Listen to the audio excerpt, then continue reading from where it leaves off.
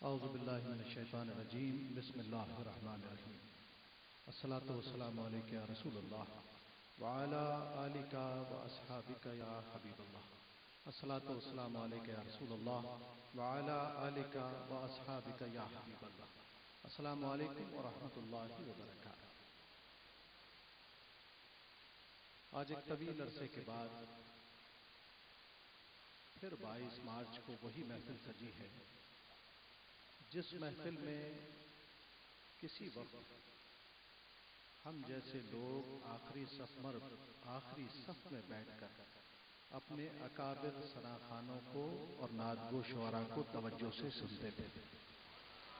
الحمدللہ اگر یہاں حضرت علامہ مولانا سید محمد ریاض الدین سہروردی دامت برکاتہم عالیہ کو انقلاب نعت، امام انقلاب نعت کہا جاتا ہے، تو اس کی بنیادی وجہ یہ ہے کہ آپ نے قیام پاکستان کے بعد اس ملک کی کمزور فصیلوں کو تقویت دینے کے ساتھ ساتھ عقائد کی فصیلوں کو بھی مضبوط کیا تھا، اور ان کا ذکر ہمارے ان بزرگوں میں آتا ہے جنہوں نے دین کی خدمت کے ساتھ ساتھ نعت کی خدمت بھی کی ہے، اور نعت کے ذریعے دین کی خدمت کر کے یہ بتایا ہے کہ نعت وہ راستہ ہے جو تبلیغ کا سب سے احسن راستہ ہے۔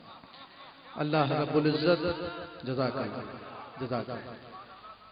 بات محبت سے کی جائے تو اس کی تاثیر زیادہ ہوتی ہے۔ نعت تو ہے ہی سراپا محبت، اس لیے جب نعت تبلیغ کا ذریعہ بنتی ہے تو اپنے برائے سب ایک دامن رحمت میں آ جاتے ہیں۔ لیکن حیرت ہوتی ہے، افسوس ہوتا ہے کہ وقت نے ہمارے مزاجوں کو کتنا متاثر کیا ہے۔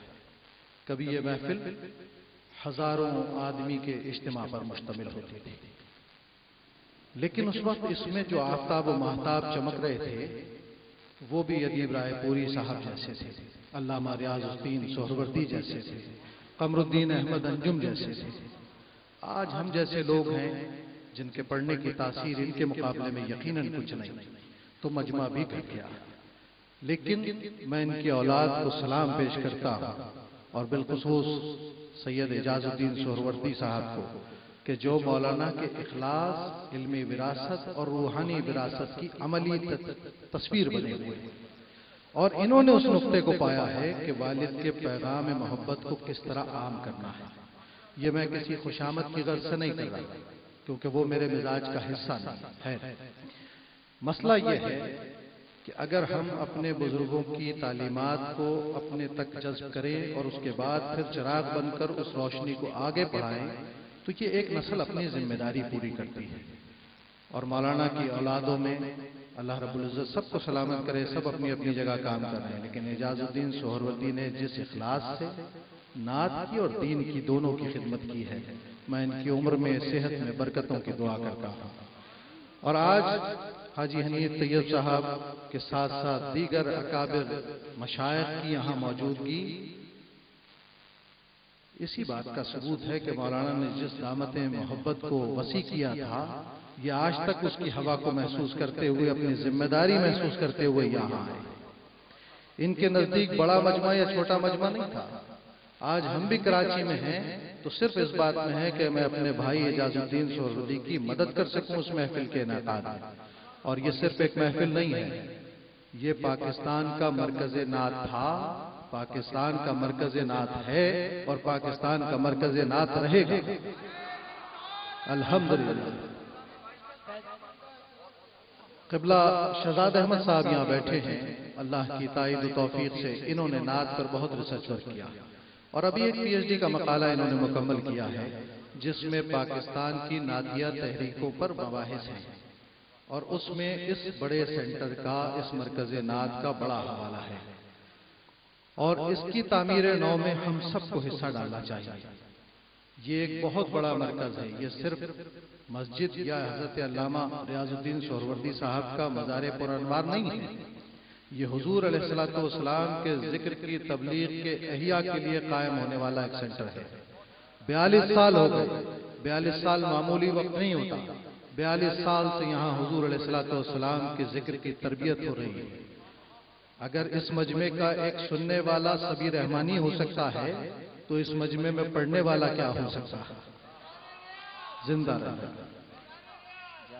اللہ رب العزت ہم سب کو یہ توفیق عطا فرمائے کہ ہم اس مسجد، اس مدرسے اور اس نعت کالج کی تعمیر نو میں ان کے معاون و مددگار ہوں، اور میں ذاتی طور پر انشاءاللہ ان کے ساتھ ہوں۔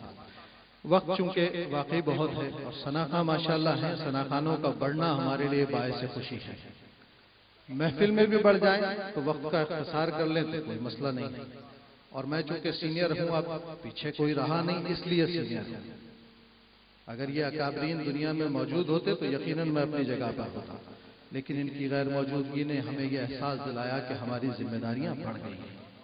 اللہ رب العزت ہمیں ان ذمہ داریوں کو پورا کرنے کی توفیق عطا فرمائے۔